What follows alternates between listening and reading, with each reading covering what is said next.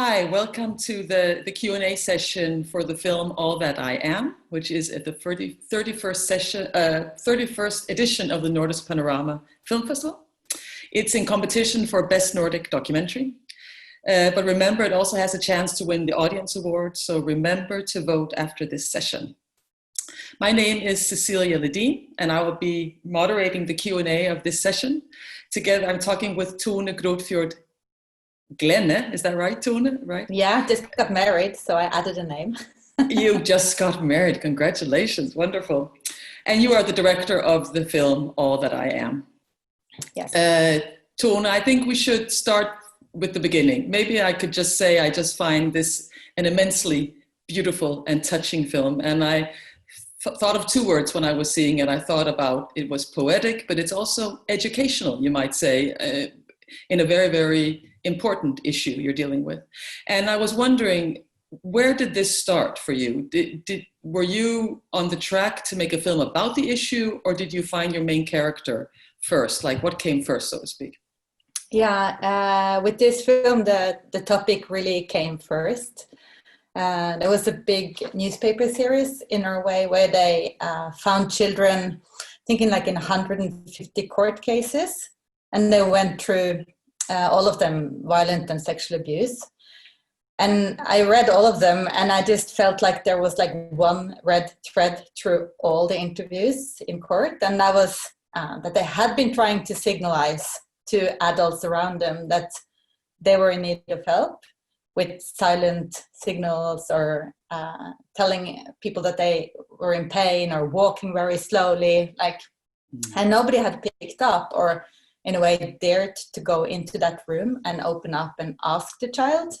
And that made such a huge impression. And I don't know, having 4 kids myself, I just felt I'm in contact with so many kids every day through my own kids. And am I being aware enough? Am I daring to ask those difficult questions? And from there, the research really started. And much later did I find Emilia.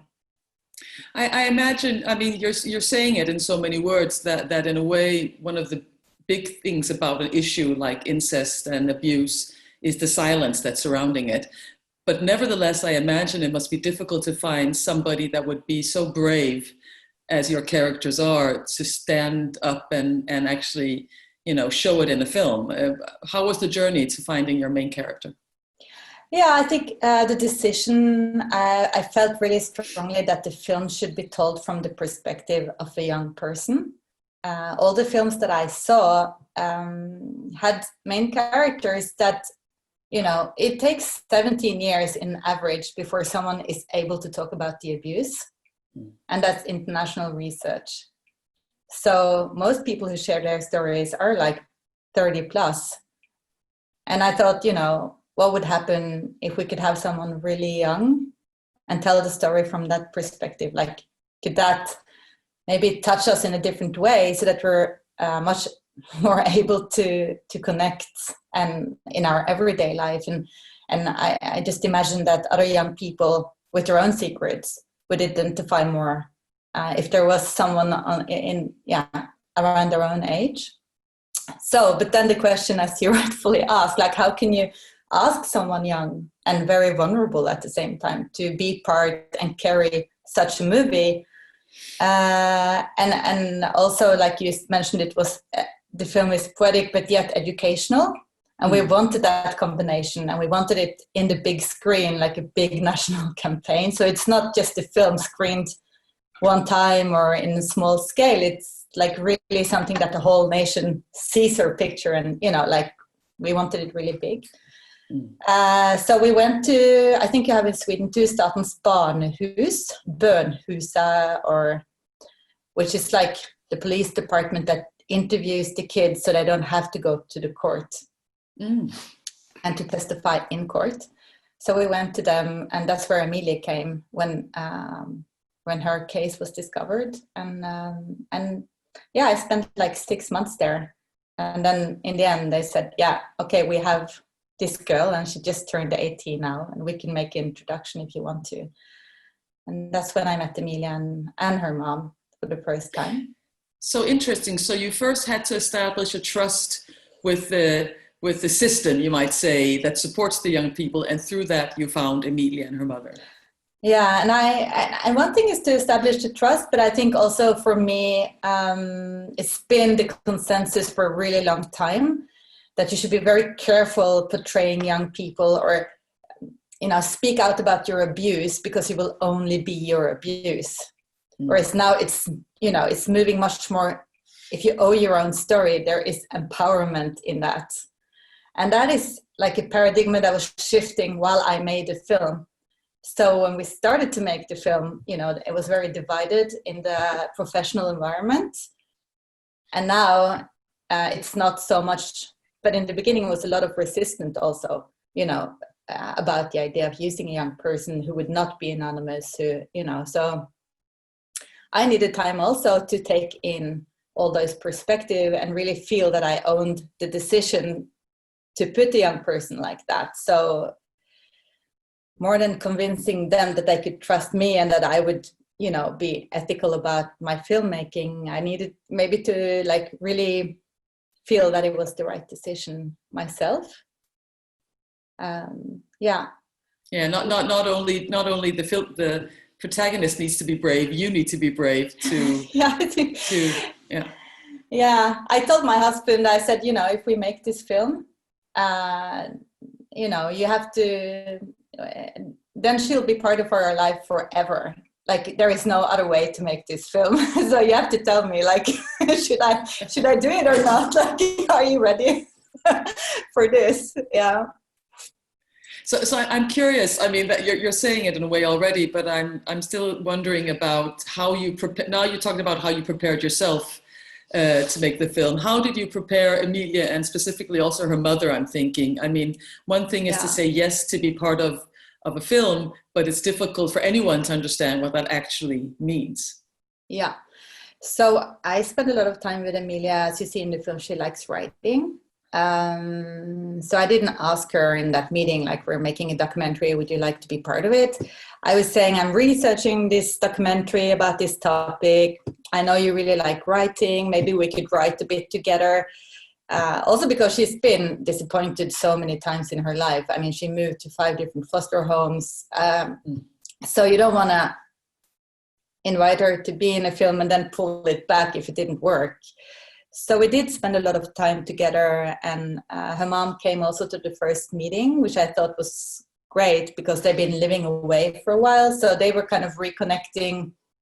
And I think if the mom didn't approve of Emilia being in the film, then that would be good to know. So you don't divide them more, but, then we wouldn't make the film with her. But she was very clear. She wanted to tell her story. And she, from those 5 years that we've been working on it, and I mean during the shooting period also, she could have had days where she kind of canceled, or she would say, I'm too tired, or I can't do it, I didn't sleep, but she never doubted to participate or finish. She always was really clear that she wanted to tell her story because she wanted to be a voice for other young people. That was super clear about. But we've been having a very strong team around her and her family. So both through the shooting period, but also after we finished the shooting, you see in the last scene that they're telling the small siblings, the younger siblings. And that is the last scene that we shot. And after that, the young siblings went to therapy, and basically the whole family was involved in that, family therapy. And everything up until that point has been made on developing money, so we didn't have to finish the film. And that was a huge point, so that when they gone through therapy for 1 year, then we could reconfirm with them, do you want us to start to edit this film or rather not? And they wanted us to go ahead. So that's when we started to edit. And then we edited for 1 year. And then we showed them the film, and then we waited for 1 year until we launched it. And during that year, they had press training, and they had people around them and us that could, prepare them for that huge launch and impact project that followed the film, and it's been going, really well. Like it's been all of them, I think, feel very good about the film and the process, and are really proud of the impact that they are making with the film. And yeah. That sounds like a very impressive strategy to have for a project like this, and makes the whole process feels very safe and trustworthy. I mean, I'm also thinking about it from the financer's point of view, to go into a film like this. I'm curious about, I lost my words there for a moment. Yes, the choice of following her in the moment, but not dwelling into what happened before. I mean, we do understand it, but I think I'm wondering when in the process that became the choice for you to how to tell this story. I mean, she's not talking about the 5 foster families you just mentioned. There's nothing about her mother and her conflict, which we of course can imagine has been, but you choose to be there in the moment while things are happening. Could you elaborate a bit about the choices you made? Yeah, I think the first obvious choice, we wanted to follow her in present, and I think the consequences of sexual abuse, it follows you through your whole life. You can be more or less successful on how you live with those consequences, but they will always be a part of you. And I thought it's really important that people understand that it's not a matter of just just move on. It'll always be with you. And I thought also, if you're gonna make a film hoping that it'll have an emotional impact on people, I think reconstructions and looking back, I just wanted us to really be with her and be with her on a journey. So I think that was important. And then the first time I met her, she told me that outside the therapy room, she had never talked about her story, because in school the teachers told her not to talk with the other kids. In the foster homes, they told her not to tell the other kids that lived around, because everybody was afraid that if you talk about your abuse, you become only your abuse. So that was the advices that she'd been getting. And she had such an urge to tell her story, but she's a very quiet girl. She's not outbursting or so. To follow her story and listen to her, I felt you really have to stay on her face. So that's why we're trying to stay very close to her. So you're forced to listen to her and not all the adults that are in the room. And that it's not, I would say not everybody can be in a film where you followed with a camera like that. I would also want to mention the DOP Egil Hårså Larsen, because not everybody can film handheld on 50 millimeter in focus either. So that's a big accomplishment. Yeah. But we did a test, and that is the last picture in the film where she's standing in the snow outside. And that is the first picture we filmed. And we put up the camera and we asked her to look into the camera for 7 minutes and just kind of be. And through those 7 minutes, she's crying, laughing, being nervous. She goes through so many emotions. And we had this cinema where I just watched it over and over again, those 7 minutes. And I just felt in her face, she doesn't need to say so much, because her face expresses everything she feels at all times. So then we thought, okay, let's go for her perspective all the way. Let's do it all the way. Yeah, it's very powerful. It's a very powerful cinematic form where you feel you're with her all the time. And I'm thinking that's also part of the way you balance the way we feel about the mother, because I mean I'm imagining that including the mother in the story, which of course is necessary, is also a fine balance. And I think you've succeeded in. We don't feel there's nothing guilting her about the situation. It just feels like they're trying to find each other again, and we accept that as an audience. We're with them on their emotional journey together. Yeah, I think for Hannah, it was a really, I think it's really brave that she's able to be a face for all. I mean, she's not alone. There are so many stories of not understanding what went on, and I think also the English word overgriperne. The abusers, I guess. The abusers, yeah. You know, they are manipulators. They are, you know, super skilled in keeping things hidden. It seems obvious that she would have known, but it's not like that. It's so I think it's brave that she is that face, and I know it costed her a lot, and I think it's her way to say to Emilia that she really wants to reconnect, that she's doing this, you know, for her. And then later on in the film, when she understood, she saw the finished film, she saw the impact project, then I think she also feels proud that she's, you know, participating in creating change. Mm-hmm. But her starting point, I think, was, I'll do this for Emilia, and yeah, a little bit against my own comfortableness. Yeah. But I have to say, I also think that the film gives us a unique insight into the very close emotional processes in a family. Because I was wondering about the system around them. You've mentioned already the advice that Emilia had been given before, and I'm presuming her mother has been given some advice as well on the way, and how the system fails them. At least it looks like it sometimes.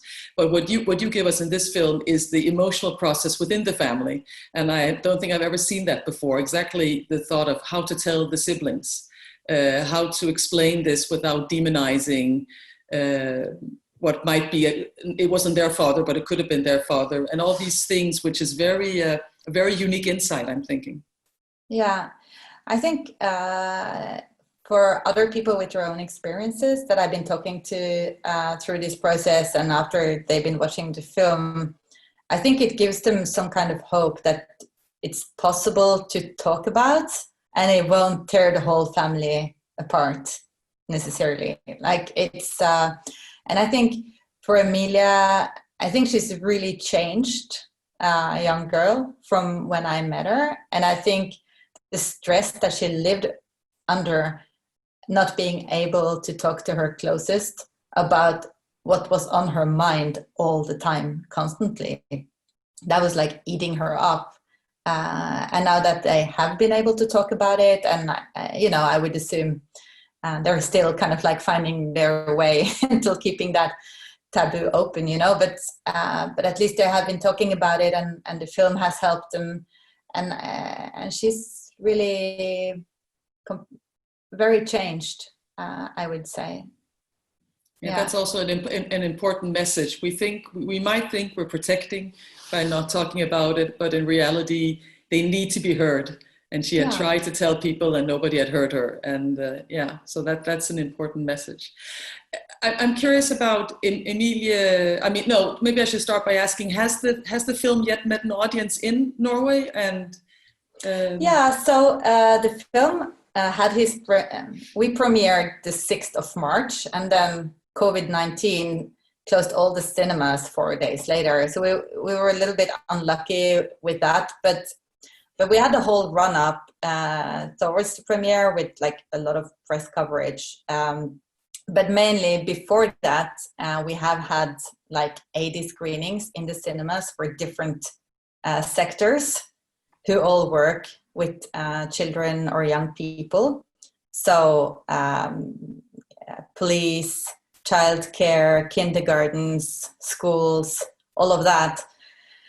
And that was really great. And Elin, also NAV, the welfare administration system that are trying in the film to help Emilia find a job.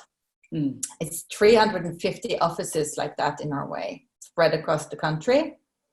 And quite a lot of them, I think like 20 of them, seen the film with their workplace. So they just closed down the office. They went to the cinema. They saw the film. I was there. And then they did like a workshop afterwards, reflecting about how they meet people and with trauma and try to help them into finding work. And that was amazing screenings, I would say. It was so, like, it had such a huge impact on them. for them to kind of be able to mirror themselves in those rooms where Emilia was. And I mean, I can recognize things that they said that I would say to Emilia in the beginning too. So it's not like they are bad and everybody else knows how to do it. But so we just landed an agreement with the Department of Welfare in Norway, and they're now digitally bringing out this film and then curated interviews that we're making for them out to all the 350 offices across the country. So everybody will use and hear Emilia's voice. And I think, I don't think she could have hoped for more impact than that. So that's amazing. Oh, that's amazing. But it's also an amazing feeling as a filmmaker to make such a difference. I mean, what an impact a film can have that way. That's amazing. Yeah. A final question, Tone, from me is, of course, now it's been some years since you filmed Emilia. How is she doing? Yeah, she's doing fine. She moved back home to her mom's house, and she's living there. They got 3 dogs now, so she's busy. No. Yeah, and she's still working with us on the Impact project, and we're very often in contact. And she's doing well. I think she's. It's like she's relieved, like it's like she's much lighter in a way, or I don't know how to explain it, but yeah, she's doing well and she's happy. Yeah. So great, Tone. Thank you so much for this, and thank you for a wonderful film. Thank you, Cecilia. And thank you, audience, for listening to this, and remember to vote for the Audience Award for this film and for all the other films you see in the festival. Thank you.